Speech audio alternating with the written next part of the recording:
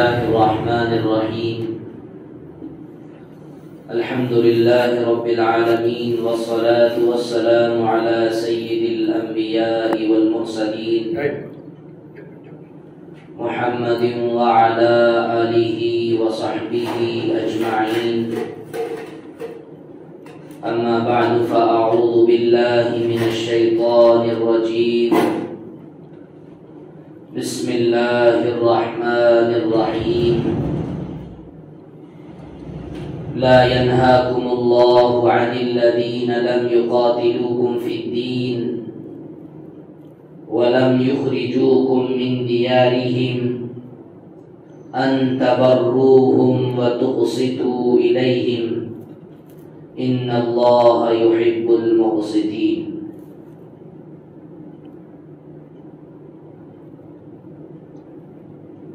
صدق اللہ العظیم.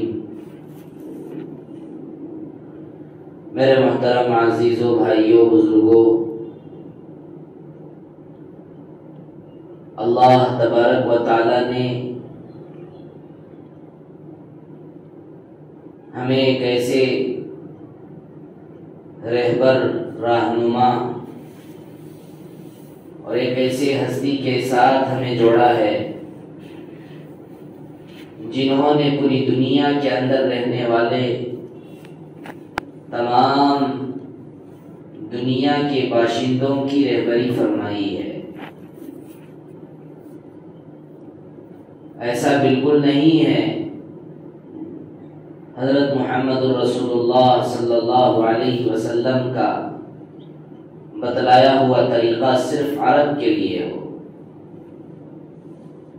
بلکہ اسلام کا جو قانون اور اسلام کی جو تعلیمات ہیں وہ ہر ملک کے، ہر قوم کے اور ہر علاقے کے لوگوں کے لیے راہبر ہے. اسی میں ایک بہت بڑا مسئلہ ہے ہم وطنوں کے ساتھ زندگی گزارنے کا. اپنے ملک کے اندر 2 3 4 5 6 مذاہب کا مجموعہ. ایسا نہیں ہے کہ مسلمان جس ملک میں رہے وہاں پر ہندوؤں کا صفایا کر دیا جائے. جہاں پر مسلمان رہے وہاں پر کفر کو برداشت نہیں کیا جائے گا، کافروں کو قتل کر دیا جائے گا.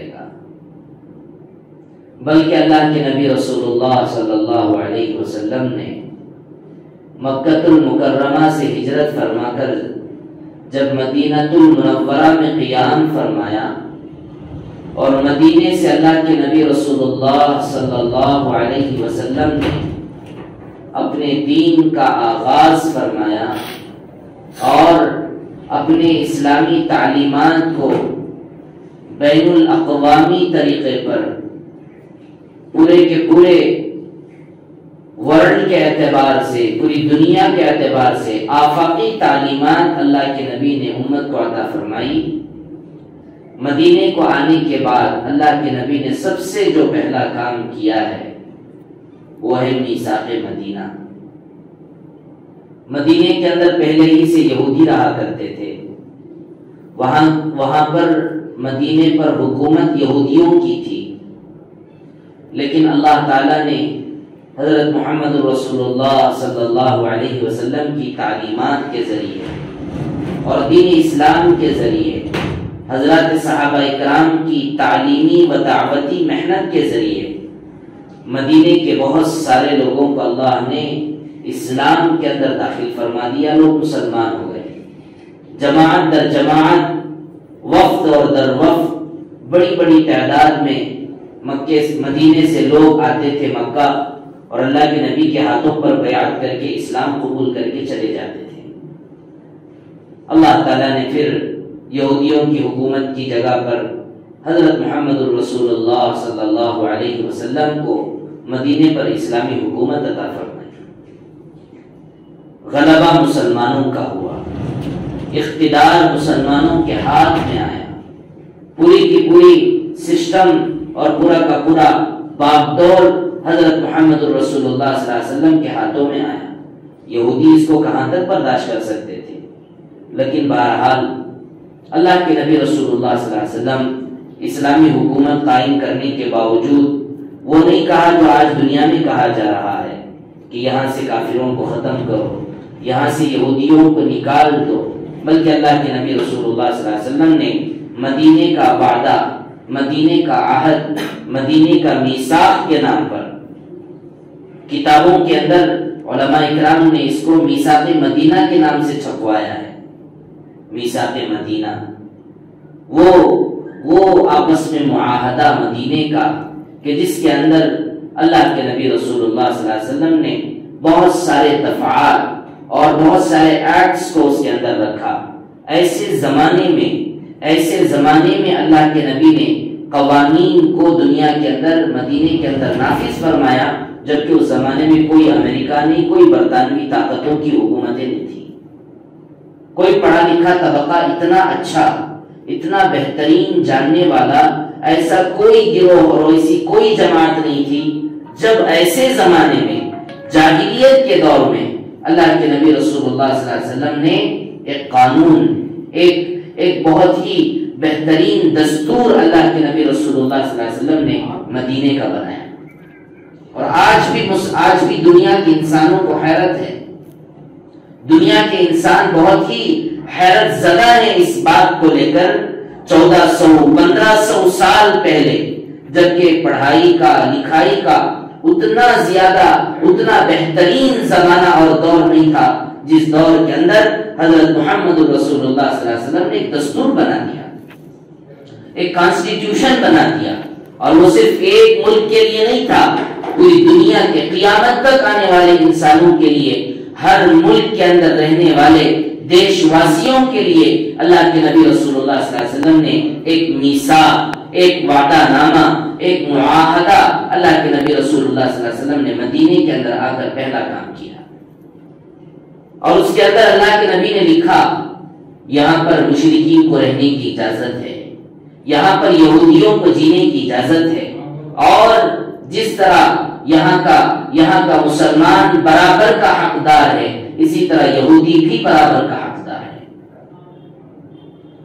اور الحمدللہ اس معاہدے کو پڑھ کر اور سن کر بہت سارا پیغام پوری دنیا کے اندر پھیل گیا کہ اللہ کے نبی رسول اللہ صلی اللہ علیہ وسلم نے ایک ایسا دستور مدینے کے اندر تیار کیا ہے کہ جس کے ایک ملک کے اندر بہت سارے مذاہب رہتے ہوں، بہت سارے مذہب کے ماننے والے لوگ رہتے ہوں، تو وہاں پر کیسے جیا جائے؟ ایسا زمانہ پڑھا لکھا ہی آدمی نہیں ہوا کرتا تھا، بالکل جاہلیت کے زمانے میں ایک انسان اتنا قوانین کو منظم اور مرتب کر کے، ایسا قانون بنا کر کے، ایسا دستور بنا کر کے پیش کرنا سوائے اللہ کے نبی کے اور کوئی نہیں کر سکتا تھا۔ ہمیں یہ بات سمجھ میں آتی ہے، آج کے دنیا میں جتنے ملک اور جتنی کنٹریاں اور بڑے بڑے حکومتیں آج جو دنیا کے اندر چل رہی ہیں، میں سمجھتا ہوں ہمارے محمد رسول اللہ صلی اللہ علیہ وسلم کے بتلائے ہوئے تعلیمی، تربیتی، سیاسی، سماجی، اقتصادی جتنی رہبریاں اور ہدایات اللہ کے نبی نے دی ہیں، ان تمام باتوں میں سے ساری چیزوں کو، اچھائیوں کو لے کر انہوں نے اپنا دستور بنا لیا۔ تو بہرحال میرے عزیز و بھائیو بزرگوں، مدینے کا وہ وعدہ، مدینے کا وہ معاہدہ کہ جس کے اندر سارے مذاہب کے لوگ رہ سکتے ہیں، اور سارے مذہب کے ماننے والے لوگوں کو اپنے مذہب پر جینے کا اور چلنے کا حق ہے، تو وہی مثال ہمارے اس ملک کی ہے، ہمارے اس ملک بھارت کی وہی مثال ہے جو میثاق مدینہ کی ہے، کہ اس ملک کے اندر بہت سارے مذاہب کئی زمانوں سے، بہت پرانی تاریخ ہے اس ملک کی، انڈیا کی۔ یہاں پر ہندو بھی رہا کرتے تھے، جین بھی رہا کرتے تھے، بدھسٹ بھی رہا کرتے تھے، پھر بعد میں یہاں پر اسلام آیا۔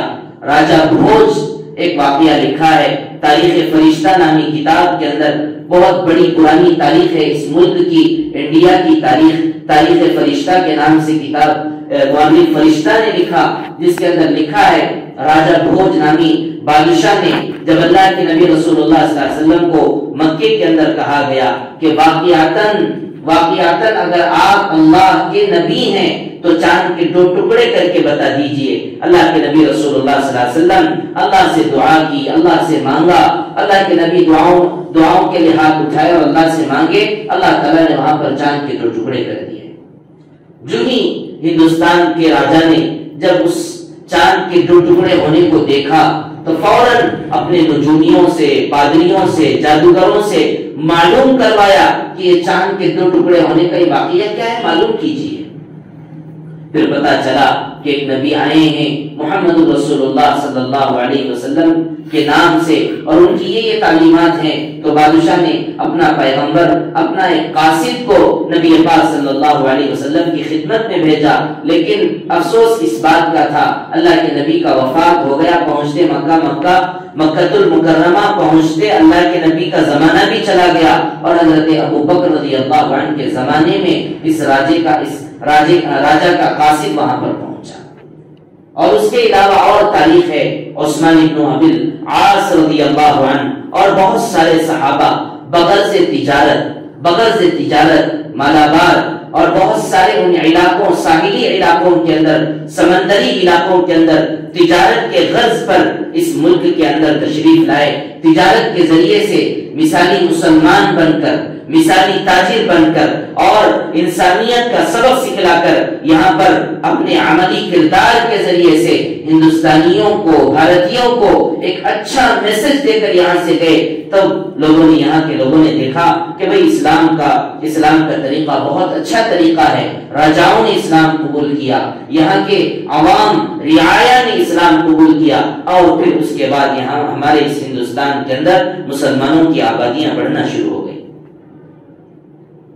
تو میرے محترم عزیز بھائیوں بزرگوں، یہ ملک کئی مذاہب کا گہوارہ ہے.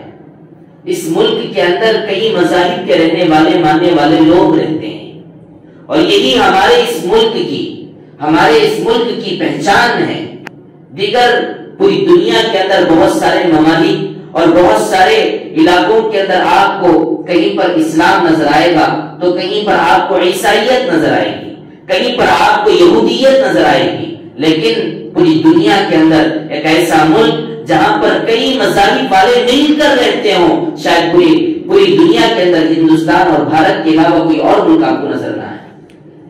ایک ساتھ مسلمان بھی رہتے ہیں، مشرک بھی رہتے ہیں، عیسائی بھی رہتے ہیں، اور طرح طرح کے اور دیگر مذاہب کے ماننے والے لوگ یہاں پر رہتے ہیں. یہی اس ملک کی پہچان ہے، یہی اس ملک کا دستور ہے، یہی اس ملک کا قانون ہے.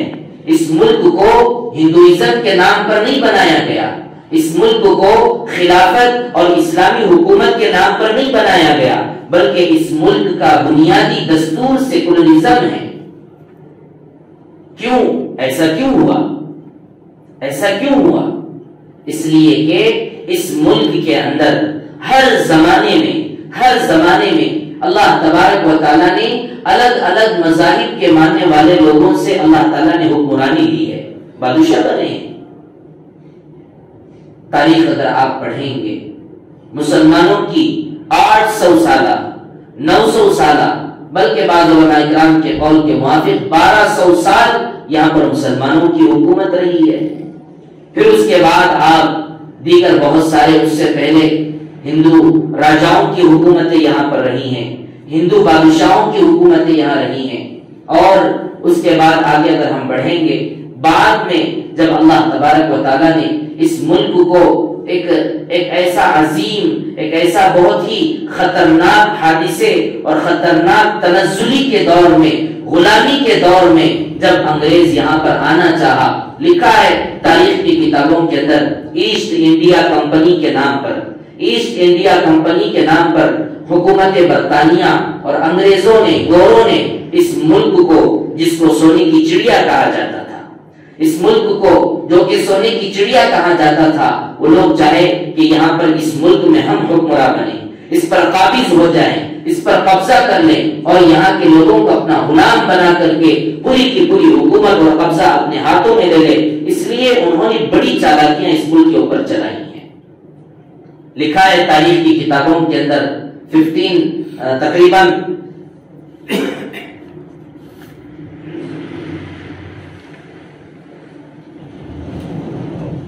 1599 عیسوی کے زمانے میں 1599 کے اندر ایسٹ انڈیا کمپنی کے نام پر ایک بہت بڑی کمپنی انگریزوں کی بنائی گئی، تجارت کے مقصد سے، بزنس کے مقصد سے، اور بہانہ تو ان کا بزنس اور تجارت کا تھا، لیکن اس کے پیچھے ان کی بڑی سازش اور ان کی بڑی خفیہ تدبیر یہ تھی، تجارت کے نام پر انڈیا میں آئیں گے اور یہاں کے حکمراں بن کر لوگوں کو غلام بنائیں گے۔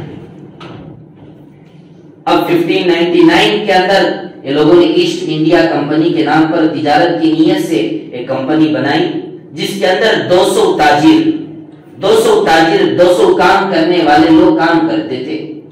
ہلکے سے آہستہ سے تجارت کے غرض سے انڈیا کے اندر یہ لوگ داخل ہوئے۔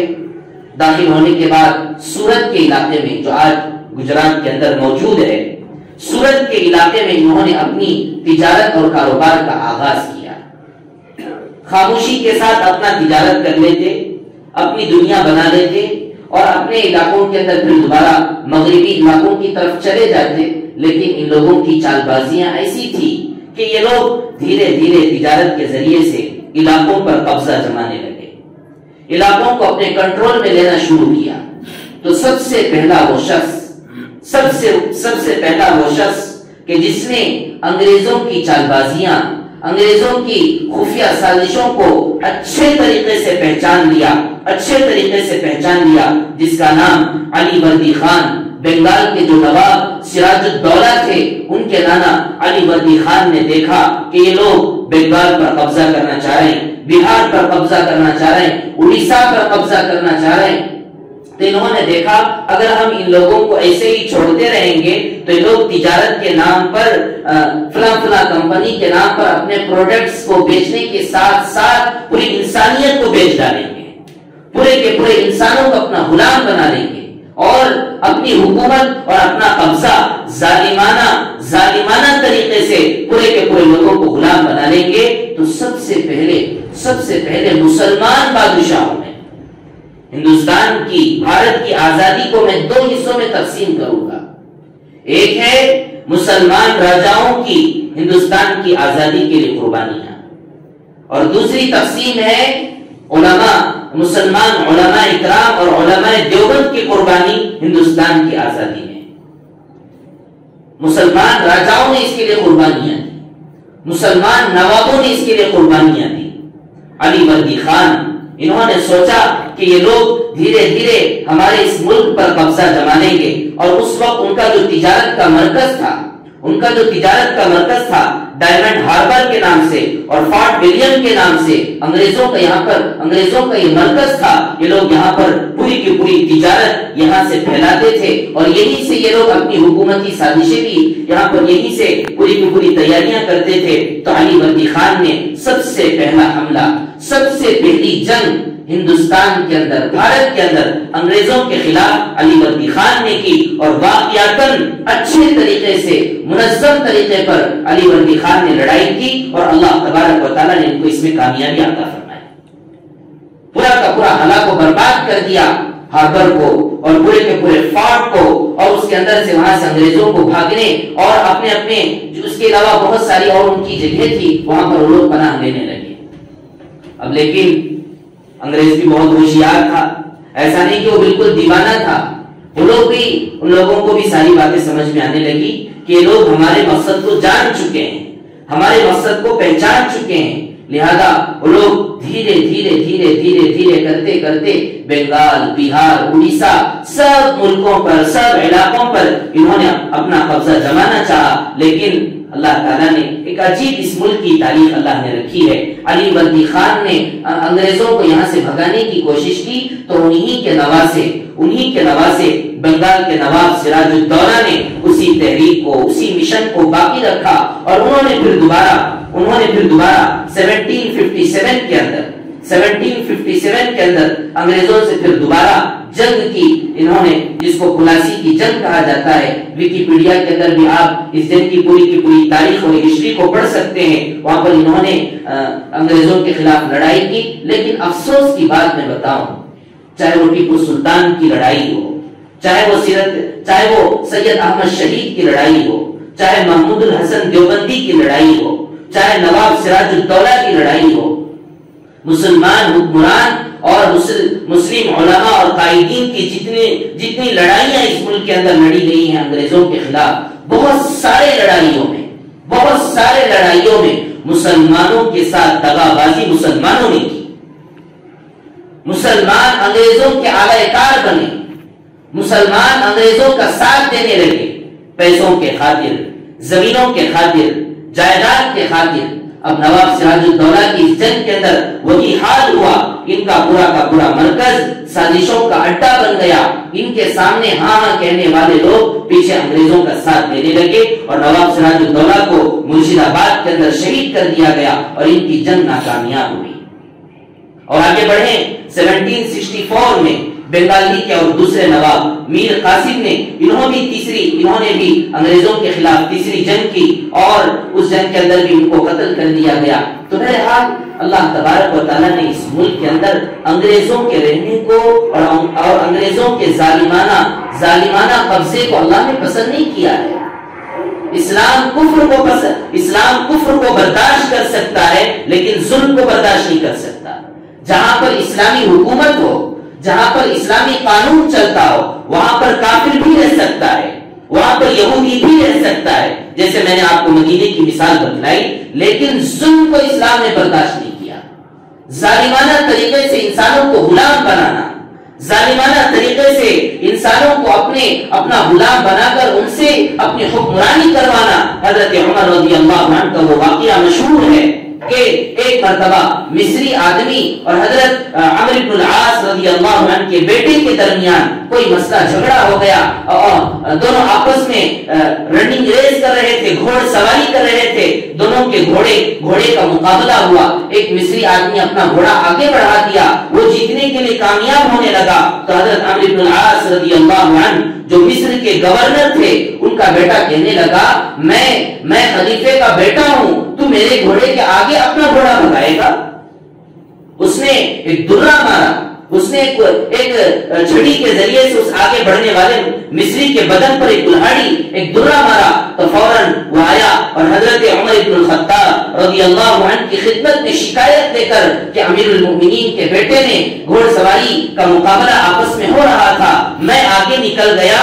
تو انہوں نے اس بنیاد پر کہ میں خلیفے کا بیٹا ہوں، امیر المؤمنین کا بیٹا ہوں اور میرے سے آگے تم اپنا گھوڑا کیسے بھگا سکتے ہو، اس بنیاد پر اس نے مجھے مارا ہے. تو حضرت عمر رضی اللہ عنہ اپنے دربار میں مصر کے گورنر کے بیٹے کو اور اس مصری آدمی کو بلایا اور بلا کر کے تحقیق کی. پتہ چلا کہ واقعاتاً خلیفے کے بیٹے نے اس طرح کا معاملہ کیا ہے. تو حضرت عمر رضی اللہ عنہ کی وہ انصاف، حضرت عمر رضی اللہ عنہ کا وہ عدل جو سراسر اسلام کی پہچان ہے. حضرت تھانوی رحمۃ اللہ علیہ نے لکھا ہے اپنی کتابوں کے اندر، خلافت کے زمانے میں، حضرت عمر رضی اللہ عنہ کے خلافت کے زمانے میں، ابو بکر رضی اللہ عنہ کے خلافت کے زمانے میں، تو جتنے ہمارے خلفاء گزرے ہیں ان کے خلافت کے دور میں ایسا بالکل نہیں تھا کہ یہ بڑے کاسٹ کا ہے، یہ بڑی ذات کا ہے، یہ بڑے اونچے عہدے کا ہے، یہ بادشاہ کے خاندان کا ہے، لہذا ان کی غلطی تو معاف ہے. دلت طبقہ، آدیواسی اور بہت ہی کم ذات کے لوگوں کی چھوٹی چھوٹی غلطیوں کو بڑی بنا کر ان کو موت کے گھاٹ اتار دینا جو آج ہمارے ملک میں ہو رہا ہے، ایسا بالکل خلافت کے دور میں نہیں ہوا کرتا تھا. بڑھیا کھڑے ہو جاتی تھی پورے کے پورے مجمع کے سامنے، امیر المؤمنین آپ جو کہہ رہے ہیں یہ قرآن اور سنت کے خلاف ہے، آپ جو کر رہے ہیں یہ قرآن اور سنت کے بالکل غلط ہے، قرآن اور سنت کے بالکل خلاف ہے، لہذا آپ یہ غلطی نہیں کر سکتے. حضرت تھانوی فرماتے تھے اس زمانے میں خلیفہ بن کر، بادشاہ بن کر مسلمانوں کی حکمرانی کرنا کوئی کھیل تماشے کا کام نہیں تھا، عیش و عشرت کا کام نہیں تھا. خلیفے سے پوچھ ہوتی تھی کہ تم نے یہ کام کیوں کیا ہے. یہ انصاف کی دلیل اسلام کے اندر. تو حضرت عمر رضی اللہ عنہ اپنے دربار میں بلا کر پورا کا پورا معاملہ صاف ہونے کے بعد کہا کہ اٹھاؤ تم اپنی لکڑی کو اور اٹھا کر کے ان کے بدن پر مارو اور اپنا بدلہ تم آرام سے لے سکتے ہو۔ پھر اس کے بعد حضرت عمر رضی اللہ عنہ نے ایک قول، ایک جملہ انہوں نے حضرت عمرو بن العاص رضی اللہ عنہ کے بیٹے سے فرمایا، من استبعدتم اللہ من استبعدتم الناس، کہ تم نے لوگوں کو کب سے غلام بنا لیا ہے، تم نے لوگوں کو کب سے غلام بنا لیا ہے، وقد ولدتهم امہاتهم احرارا، جبکہ ان کی ماں نے ان کو آزاد جنا تھا۔ اسلام کا یہ پیغام ہے، چاہے ہندو ہو کہ مسلمان، عیسائی ہو کہ کرسچین یا کسی بھی مذہب سے تعلق رکھنے والا، اس دنیا کے اندر جینے والا ہر انسان آزاد ہے، غلام نہیں ہے۔ لیکن انگریزی نہیں چاہتا تھا، آج بھی ہو رہا ہے، آج بھی اس ملک کے اندر اور پوری دنیا کے اندر غلامیت کا نظام چل رہا ہے۔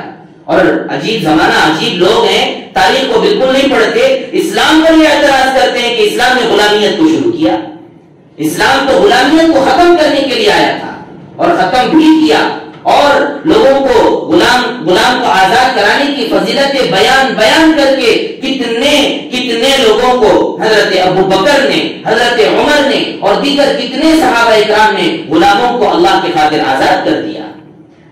تو بہرحال انگریزوں نے یہاں پر اپنا تسلط اور اپنا قبضہ جمانے لگے، تو 2 جنگیں 3 جنگیں تو ہو چکی ہیں، ایک تو علی بردی خان کی، دوسرا نواب سراج الدولہ کی، اور تیسری جنگ میر محمد قاسم کی۔ اب باری آتی ہے ٹیپو سلطان شہید رحمت اللہ علیہ کی۔ ایک ایسا شخص ہمارے اس مسلمان طبقے میں، مسلم سماج میں، مسلم قوم کے اندر، جس پر ہمیں فخر ہے، جس پر ہمیں بہت ہی ایک فخر محسوس ہوتا ہے، اور پوری دنیا، پورے ملک کے، بھارت کے تمام لوگوں سے کہنا چاہیے کہ ہمارے اس ملک کی آزادی میں ٹیپو سلطان شہید رحمت اللہ علیہ کا بڑا کردار رہا۔ دیکھا ٹیپو سلطان شہید نے، یہ لوگ دھیرے دھیرے قبضہ کرتے جا رہے ہیں، اگر ایسے ہی خاموش بیٹھیں گے تو پورے کے پورے ہندوستان کو یہ لوگ قبضہ کر لیں گے۔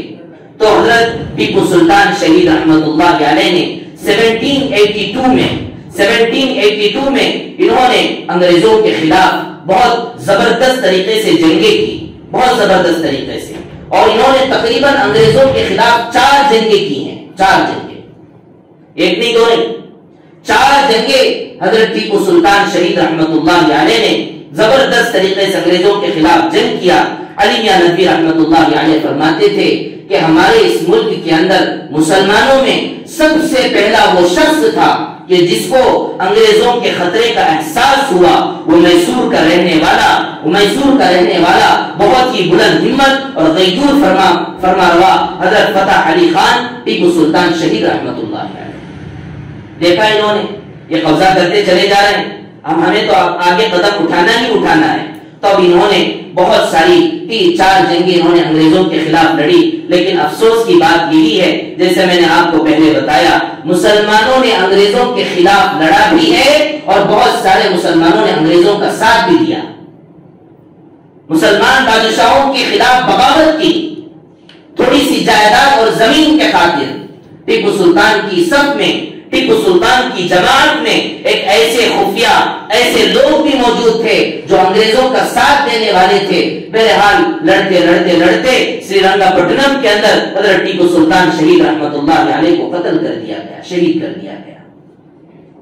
جب حضرت ٹیپو سلطان شہید رحمت اللہ علیہ کو قتل کر دیا گیا تو ایک بہت بڑا حکومت برطانیہ کا ایک جنرل تھا ہارس کے نام سے، اس نے ٹیپو سلطان شہید رحمت اللہ علیہ کی لاش پر کھڑے ہو کر، جب تک ٹیپو سلطان زندہ تھے انگریزوں کے لیے کانٹا بن کر رہے تھے، جب تک ٹیپو سلطان زندہ رہے گا یہ ہندوستان ہمارا ملک نہیں بن سکتا ہے، ہندوستان پر ہم اپنا قبضہ نہیں جما سکتے ہیں جب تک کہ ٹیپو سلطان زندہ ہو۔ بہرحال اپنے لوگوں نے بغاوت کی، اپنے لوگوں نے دھوکہ دیا، اور اللہ تعالیٰ نے بلاخر حضرت ٹیپو سلطان شہید رحمت اللہ علیہ کو ان لوگوں نے قتل کر دیا۔ تو جنرل ہارس نے ٹیپو سلطان شہید رحمت اللہ علیہ کی لاش پر کھڑے ہو کر کہنے لگا، آج سے یہ ہندوستان ہمارا ہے، آج سے یہ ہندوستان ہمارا ہے۔ اس کا مطلب یہ تھا کہ جب تک ٹیپو سلطان زندہ تھے انگریز اپنا پیر نہیں پھیلا سکتے تھے۔ اتنی زبردست ان کے لیے کانٹا بن کر، مرد مجاہد بن کر انگریزوں کے خلاف حضرت ٹیپو سلطان شیخ رحمۃ اللہ علیہ نے لڑائی کی۔ اسی لیے ٹیپو سلطان شیخ رحمۃ اللہ علیہ کا وہ تاریخی مقولہ ہر مسلمان کو یاد رکھنا چاہیے، ہر مسلمان کو یاد رکھنا چاہیے، گیدڑ کی 100 سالہ زندگی سے ایک دن کی شیر کی زندگی اچھی ہے۔ غلامیت کو برداشت نہیں کیا، غلام نہیں بننا چاہتے ہم انگریزوں کے غلام بننا نہیں چاہتے۔ یہ ملک ہمارا تھا، یہ ملک ہمارا ہے اور یہ ملک ہمارا رہے گا۔ انگریز تو باہر سے آیا ہے، اس کو بھگانا ہے۔ ٹیپو سلطان شیخ رحمۃ اللہ علیہ نے زبردست محنت کی، تو اسی لیے تو اس نے کہا کہ آج سے ہندوستان ہمارا ہے۔ تو یہ ایک مسلمان راجاؤں کی مختصر سی تاریخ ہے، ورنہ اگر آپ تاریخ پڑھیں گے تو اور مسلمان راجاؤں کی بہت ساری ہسٹری آپ کو اس ملک کو آزاد کرانے، انگریزوں سے، گوروں سے اس ملک کو آزاد کرانے میں اور حکمرانوں کی اور تاریخیں آپ کو ملیں گی۔ اب آگے بڑھتے ہیں، علماء کرام نے کیا قربانیاں دی۔ یہ تو راجا تھے اپنے اپنے علاقے کے، اپنے اپنے زمانے کے۔ علماء کرام نے اس ملک کو آزاد کروانے کے لیے کیا کیا قربانیاں دی۔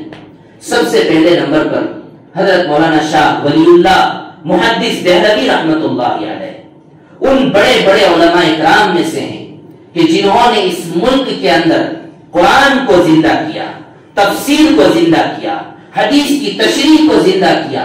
حضرت شاہ ولی اللہ محدث دہلوی رحمت اللہ علیہ تک ہمارے سارے علماء کرام کی سندیں پہنچتی ہیں۔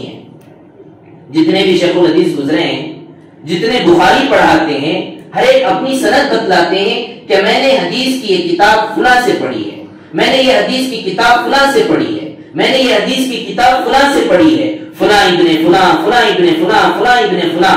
تو یہ حدیث کی جو سند ہے یہ حضرت شاہ ولی اللہ محدث دہلوی رحمۃ اللہ علیہ تک پہنچتی ہے۔ جتنے ہندوستان کے، بھارت کے علماء اکرام ہیں، سب کی حدیثوں کی سند شاہ ولی اللہ تک پہنچتی ہے۔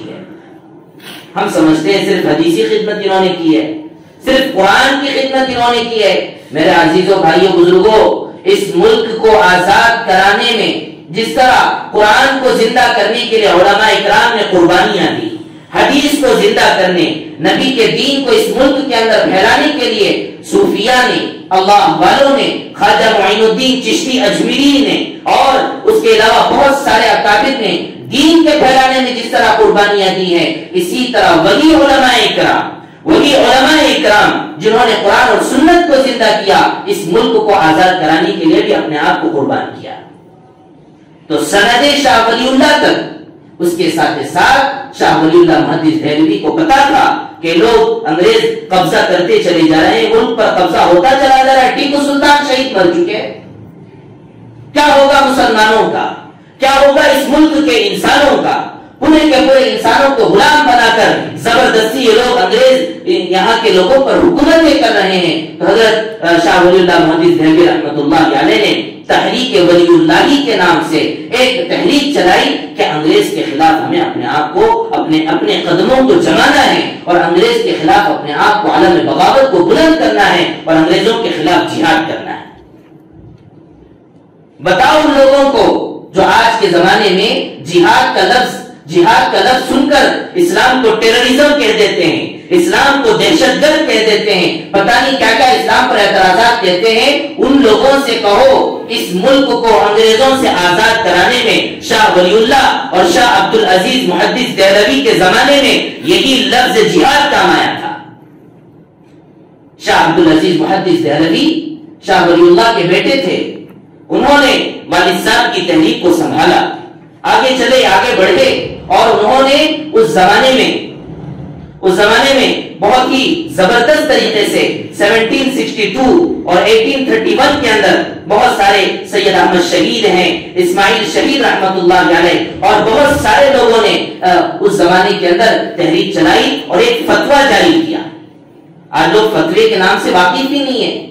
علماء اکرام نے، شاہ عبد العزیز محدث دہلوی نے اس زمانے میں ایک فتویٰ جاری کیا انگریزوں کے خلاف کہ یہ ملک ظالموں کے قبضے میں جا رہا ہے، یہاں پر انسانوں کو آرام کے ساتھ جینے کا موقع نہیں دیا جائے گا، اور ہر مذہب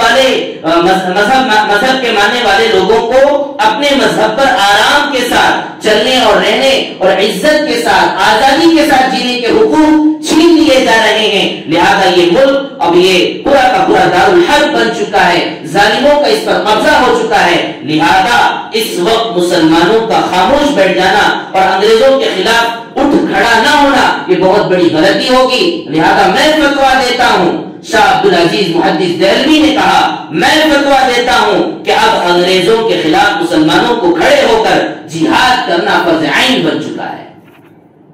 یہ فتویٰ پھیلا پورے ملک کے اندر، سب لوگوں نے اس کو دیکھا اور اس کو قبول کیا، اور قبول کر کے پھر اللہ تبارک و تعالیٰ نے یہاں سے علماء اکرام کی قربانیوں کو شروع کیا۔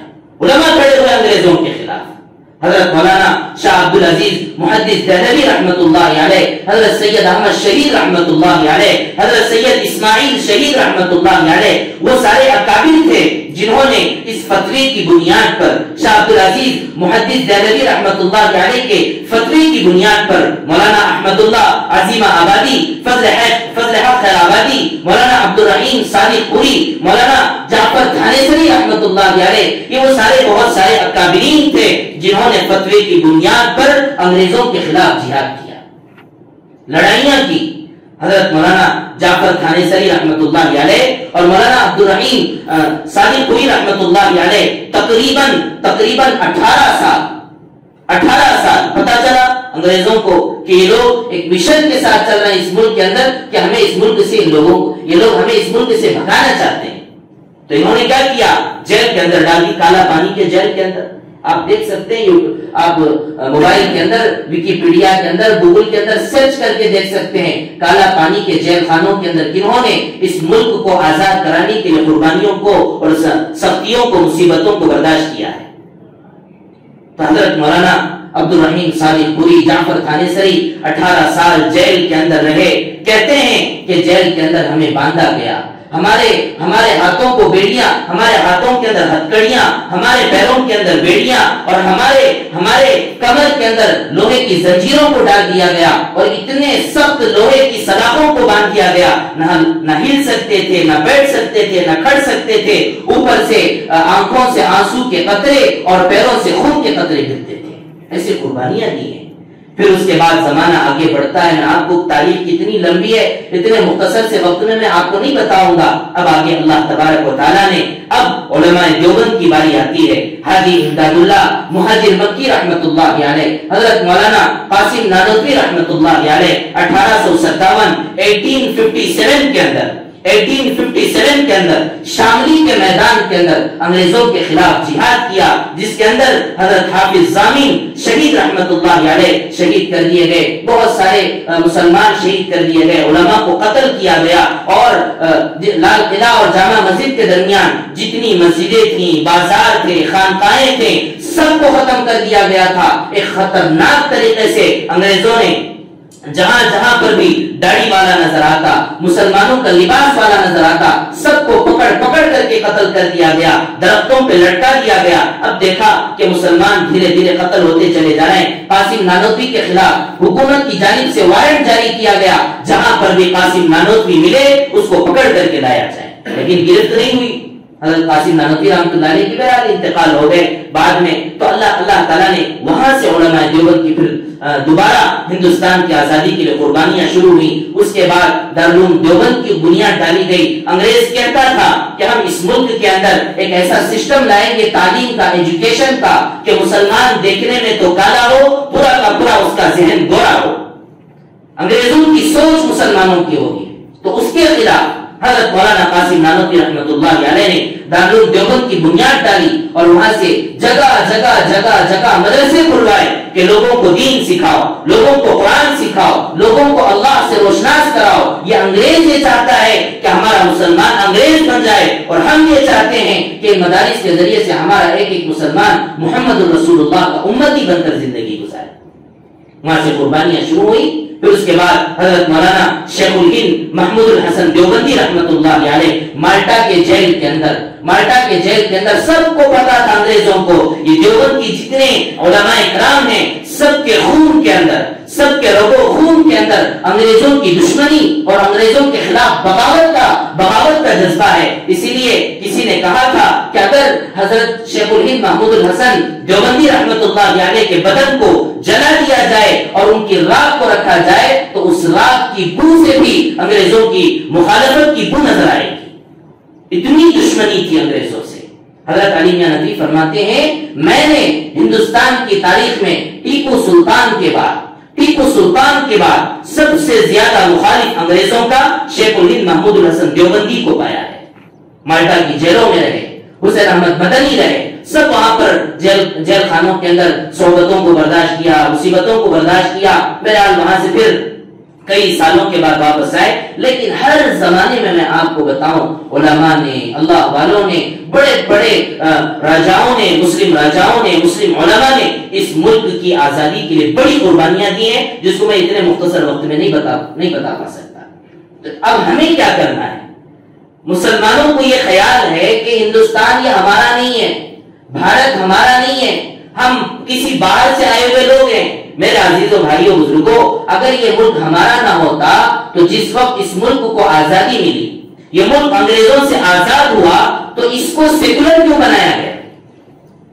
اس میں مسلمانوں کو رہنے کی اجازت کیوں دی گئی؟ بلکہ انگریز یہ کہتا ہے کہ انگریزوں کو یہاں سے بھگانے میں جتنی قربانی مسلمانوں نے دی ہے، ہندوؤں نے بھی نہیں دی۔ آج فلموں کے نام پر، بڑے بڑے سیریز کے نام پر، بہت سارے ویڈیوز کی شکل میں، فلموں کی شکل میں غیر یہ بتانا چاہتا ہے کہ ہمارے ان لوگوں نے انگریزوں کے خلاف یہ کیا۔ لیکن میرے عزیزوں، جتنی قربانی مسلمان علماء اور راجاؤں نے دی ہے، اتنی قربانی کسی نے نہیں دی۔ اس لیے یہ ملک ہمارا تھا، یہ ملک ہمارا ہے، اور یہ ملک ہمارا ہی رہے گا، سب کا رہے گا۔ سب کا ملک تھا، سب کا ملک ہے، اور سب کا ملک رہے گا۔ لیکن شرط یہ ہے کہ مسلمان اس نیت سے اس ملک میں جیے کہ میں کوئی پرایا آدمی نہیں ہوں، میں ان لوگوں کے خاندان سے تعلق رکھنے والا جنہوں نے اس ملک کو انگریزوں سے آزاد کروایا۔ کون لوگوں سے؟ اور خاص کر کل آنے والا 15 اگست ہے، اس موقع پر ہر نوجوان کو، ہر مسلمان کو بار بار اس طرح کے بیانات، اس طرح کے واقعات اور اس طرح کی ہسٹری کو لوگوں کے سامنے بتانا چاہیے کہ دیکھو ہمارے مسلم راجاؤں نے کیسے کیسے قربانیاں دی، علماء دیوبند نے کیسے کیسے قربانیاں دی، تب جا کر ہمارے ملک آزاد ہوا ہے۔ لہذا مایوسی کا شکار نہ ہو۔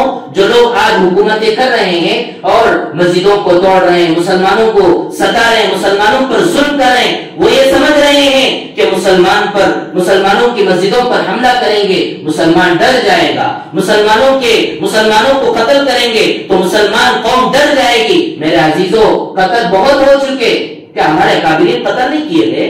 ہمارے اکابرین شہید نہیں کیے گئے؟ ہندوستان کی آزادی کے اندر قتل تو ہوتے رہیں گے، لیکن اس ملک کے اندر اسلام اور مسلمان قیامت تک ہمیشہ رہنے والے ہیں۔ اور اس کے لیے ہمیں کیا کرنا؟ ہمیں یہ کرنا کہ ملکی سطح پر جو حکومت کے جو پوسٹ ہیں، جو بڑے بڑے عہدے ہیں ملک کے اندر، ان عہدوں کے اندر نوجوانوں کو آگے بڑھنا چاہیے۔ ڈاکٹر بنے، انجینئر بنے، پروفیسر بنے، اور ملک کی اس اتنی اچھی خدمت کرے۔ ٹیپو سلطان شہید ایک زمانے میں تھا، آج بھی اس ملک کو ٹیپو سلطان کی ضرورت ہے۔ ایک زمانے میں شیخ الہند محمود الحسن دیوبندی تھا، آج بھی اس ملک کو آج کے وقت میں ایسے لوگوں کی ضرورت ہے، ایسا مزاج اور ایسی زندگی اور ایسا کردار اپنے آپ کو بنا کر اس ملک میں اگر ہم ہمت کے ساتھ، عزت کے ساتھ اور اچھی تعلیم کے ساتھ، ایجوکیشن کے ساتھ اگر ہم آگے بڑھیں گے تو پھر اللہ تعالیٰ کی مدد ہمارے لیے شامل حال ہوگی، اور مسلمانوں کے بچے سر اونچا کر کے زندگی گزاریں گے۔ تو اس لیے عزم کرے، ارادے کرے کہ یہ ملک ہمارا ہے، انشاءاللہ ہمارا رہے گا، سب کا رہے گا، لیکن ہمیں چوکھٹوں پر بیٹھ کر بیکار باتیں کرنا، بیکار گپ شپیں لگانا، اس پر اپنا وقت برباد کرنے کے بجائے تعلیم پر، ایجوکیشن پر اپنا زیادہ سے زیادہ وقت لگائیں اور اپنے نوجوان کو آگے بڑھانے کی فکر کریں۔ اللہ تبارک و تعالی ظالموں کا اس ملک سے خاتمہ فرمائے، انصاف کو، عدل کو اس ملک کے اندر قائم و دائم فرمائے، اور اسلام کو ہمیشہ ہمیشہ کے لیے پوری دنیا کے اندر امن و امان کے ساتھ آباد رکھے۔ اللہ تعالی ہم تمام کو عمل کی توفیق عطا فرمائے۔ وآخر دعوانا الحمدللہ۔